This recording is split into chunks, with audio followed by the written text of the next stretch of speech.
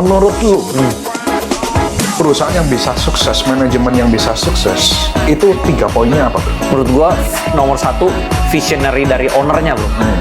Ownernya ini harus ada visinya tuh panjang. Dia nggak boleh visinya tuh sempit bro, kecil. Contoh misalnya ada juga nih, misalnya perusahaan konglomerat, tapi ownernya konglomeratnya misalnya udah umur 90 bro. Dia udah tau lah, dia udah hidupnya nggak lama lagi. Nah itu pasti dia nggak ekspansi bro. Ya kayak balik lagi kayak tadi lu bilang, kesehatan dia udah mulai menurun, declining, akhirnya bisnis dia juga dia udah nggak mikirin. Nah itu jadi berkaitan. Nah visionary ownernya nih masih haus bro. Kalau dia masih hungry kayak lu lah, gue lihat lu masih haus banget, lu invest ke tempat paddle, lu invest ke tempat golf, lu invest kemana-mana lah. Mungkin gua aja mau diinvest lama-lama bro. Nah jadinya kalau visionernya kayak gitu bro, ya pasti contoh misalnya untungnya perusahaan lu kan sekarang private. Seandainya perusahaan lu udah public, terus lu announce nih, lu ekspansi ke tempat paddle, kemana, itu saham lu pasti terbang terus bro. Nah jadi kinerja suatu saham itu tergantung dari visionary ownernya. Yes. Itu nomor 1. Nomor 1. Nomor 2 apa? Nomor 2, ownernya harus fokus.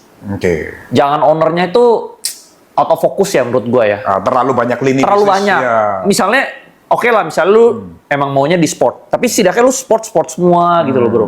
Jangan misalnya satu di keuangan, satu di otomotif, satu di misalnya di pertambangan, lu bidangnya terlalu beda-beda. Nah ini kan susah maintainnya. Tapi kalau misalnya keuangan semua, nah ini kan easy bro. Easy to maintain. Easy to maintain. Masih jadi, hulu ke hilir lah. Iya, jadi lu harus fokusnya juga masih ada ownernya gitu loh. Visinya ada, fokusnya ada. 3 ya mungkin masih semangat kali ya, masih semangat kerja keras kali ya. Kadang gue lihat beberapa pebisnis tuh udah certain point kalau orang udah terlalu kaya, semangatnya hilang. Serius bro? Iya. Kalau lu nggak? Enggak bro, gua masih on fire. Karena menurut gua ada beberapa orang tuh tingkat kepuasan orang kan beda-beda ya. Kalau misalnya, contoh misalnya gua di bawah banget nih, gua haus, lapar banget, galak banget gitu bro. Tapi once lu udah di certain point, lu merasa mulai slowing down dikit lah. Ada kan? Gua belum. Gua ada soalnya. Dulu tuh gua berani banget bro, take risk-nya, gua all in. Sekarang gua udah mulai diversifikasi. Itu. Nah balik jadi seberapa lapar nih dia.